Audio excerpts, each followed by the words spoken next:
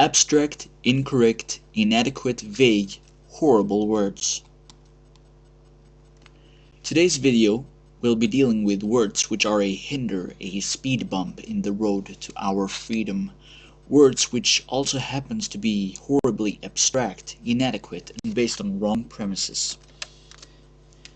Certain words in our language are being abused to absurdum by the left, as well as by individuals affected by the left's current orthodoxy, who happens to repeat their discourse and thus reinforce their political power, ceding the moral right to the left by using these words and ascribing them the power they possess. The fascinating thing about them is that few people seem to have realized how absolutely inadequate and abstract these words are, and that in fact most of them are based on an incorrect assumption that brings the leftists closer to their hated Christianity than perhaps any Christian who happens to be a conservative. I won't go into the latter, but perhaps I don't have to, since it's implicit in simply hearing how I dissect these words and reveal them for the nothingness that they are. Despite that they, the words, are regarded as crown jewels, putting so much emphasis on words and taking them at face value as the leftists, people who have been affected enough by leftists, the current orthodoxy and our contemporary discourse does. Let's begin this short but important journey by taking a closer look at the lies that is being perpetuated as truth, obvious, unquestionable on its own merit at face value. There are several words. We could take morality, ethical, we could take rights, but that would simply take too much time. So I'm instead going to focus on discrimination, prejudice, and racism. These three words, and I'm going to ignore right and or rights, plural, if you wish, and I'm going to also ignore morals and ethics. Okay, so discrimination. Discrimination is a fundamental aspect of nature and of success. Every day we discriminate in every single choice we make, simply by preferring one option over another. This is a necessity, given the fact that time is finite. Economists call this the opportunity cost. For each choice we make, there is a chosen choice and an unchosen choice.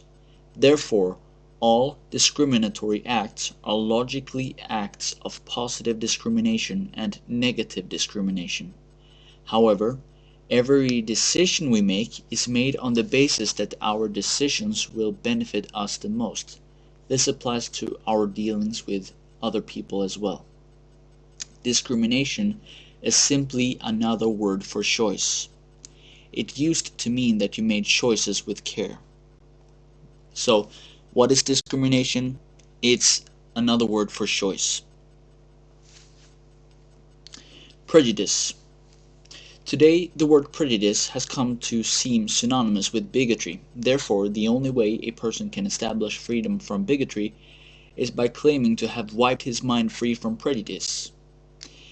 English psychiatrist and writer Theodore Dalrymple shows that feeling or freeing the mind from prejudice is not only impossible, but instead entails intellectual, moral, and emotional dishonesty. The attempt to eradicate prejudice has several dire consequences for the individual and society as a whole.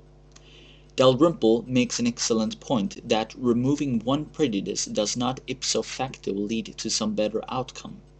Often, indeed usually, the results of abandoning prejudices lead to worsening of some situation or another. After all, there is a good reason why prejudices in favor of our own families against sexual promiscuity and so forth developed in the first place. It's what has evolved, its survival mechanisms, its collecting data and empirically after observation and experience categorized due to our limited mental abilities, everything from events, colors, shapes, and sounds, among many other things. Most of the time it's some sort of combination of the mentioned, and placing it all into various neat little boxes which we gradually learn more about as we live our lives and gain predictability. Prejudice is to intuitively know after observations and or experiences, collected data, what is and what is not, what will be and what will not be.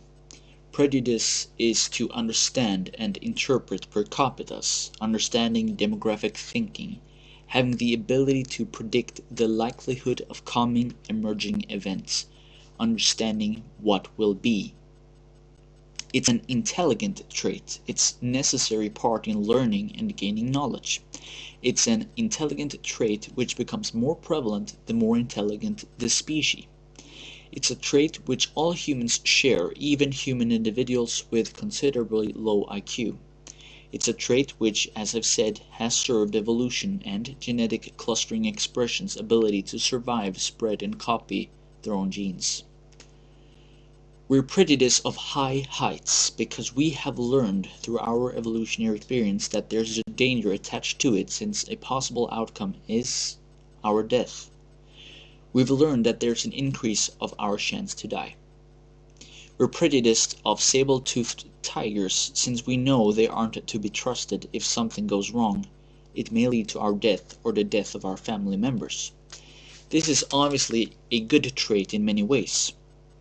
Prejudice is to know the likelihood of what comes beforehand due to empirical sociological observations or intellectual reading. Prejudice may also exist due to brainwashing and may rest on an incorrect based assumption, a flawed foundation. This is bad prejudice, and it's hard to determine what's legitimate prejudice and what's not. Leftists are prejudiced of people on the right, and people on the right are prejudiced of people on the left. You can't find one person who's not at least somewhat prejudiced, and it will be revealed in a discussion fairly quickly by paying attention to their necessity to generalize, assumptions which lack a factual foundation, and finally by paying attention to what they're intolerant of. And most so-called tolerant, quote-unquote, leftists are in fact very intolerant. Although this shouldn't be news to anyone interested in world politics possessing an IQ above at least 100. This is old news, and boring. Prejudice is good and bad depending on how you look at it, in that it breeds conformity, since the human price paid when people make their own rules without regard to what others think is to not be prejudiced of prevalent expectations and the ostracization and social punishment that follows by not being in an agreement with societal norms and taboos. It is those prejudices regarding our own behavior that make society livable, and breaking them down does no one any favors, possibly except for the ones who disagrees with the contemporary norms and taboos, that is, and who, by the way, due to this, contrary to others, is not expressing or caring about being prejudiced regarding societal norms, taboos, and societal punishment, ostracization. So as you can see, it's a horribly useless word in the sense it's descriptive of something naturally emerging, something which all possess regardless if we consider it good or not. We can't do anything about it. It is what it is. But it's also a horrible word because it's not only descriptive of a naturally emerging phenomenon, but it's also prescriptive in that it's a term used in a derogatory way, intrinsically claiming that this trait is bad, useless, unwanted, and something we're able to do away with. It's quite the contrary. It's not always bad. In fact, it might for the most part be good. It's useful, wanted, and not something we're able to do away with, but a natural part of the animal life, which humans are a part of. Prejudice is another word for expectation, and expectation is a necessary part in learning. It's a necessary part that we expect that there will be a punishment if we break certain laws in society. Thus, society and its laws actually rest on prejudice, expectations. I have a pre-assumption, a prejudice, I prejudge that I will be imprisoned if I run over an old lady. Therefore, I do not run over a lady. Obviously, for personal, emotional reasons, I don't run over a lady, but just to make a point. Then we have the word of racism. People take for granted that it's self-evident that the word racist has all negative connotations, that there is nothing good about being racist. People take for granted the legitimacy of the connotations as well. It's implied irrationally ignorance and unpragmatic ways which the person labeled are ascribed. There is no criticism of its legitimacy, no revisionism, and no skepticism even of the skeptic. The word is uncomplex and intrinsically generalized and strawman. The word does not differentiate between thought and thought, action and action, no matter how much different acts and thoughts might differ, no matter how diverse consequences these acts and thoughts which the word describe is supposed to define and confine. It's intrinsically an ad hominem, genetic fallacy, guilt of association, etc. The very word is riddled with lie upon lie and logical fallacy after logical fallacy.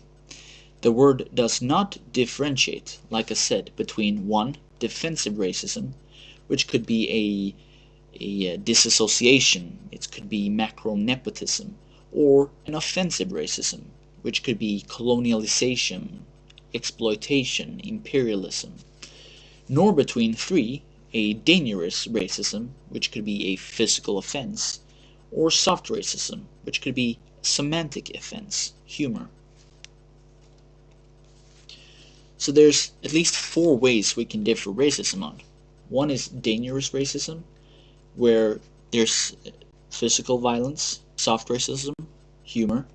And there's defensive racism, where one wants to disassociate from others. And then there's offensive racism, when one won't allow others to disassociate and one push oneself onto others. What's even more laughable about the use of the word is that the person using the word takes for granted that he himself does not hold a view that other people might consider racist. Otherwise, what's the point of pointing it out, that others were acting or thinking defensively, offensively, dangerously, or humorously racist? There is none. It's analogous to me pointing out that an individual is eating when I walk by a dinner table. What's the point? Thus it seemed like the person using the intrinsical logical fallacy containing bad connotations ascribed to the person which he/she labels take for granted that he/she, him, herself does not hold a view which other people might consider to be racist. For an example, I consider leftist anti-racism to be racism, and not just racism, but an offensive and dangerous racism, unlike my own defensive and soft racism. Conclusion.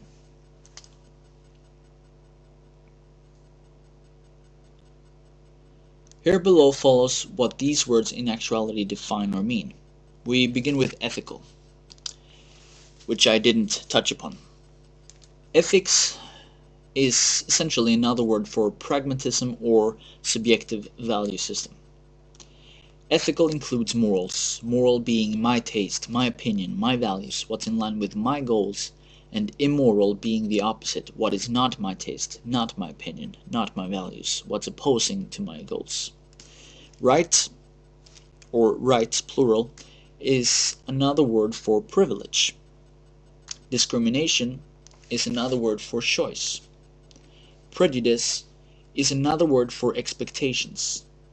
And racism is choice, expectations, associations, actions, or lack thereof, due to choice based on race, or if you rather call it clustering gene expression, or hereditary intrinsically in-group versus out-group.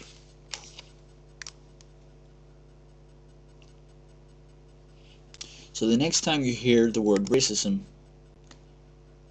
or the word prejudice, or the word discrimination, or the word right, or the word ethics, this is in actuality what it means.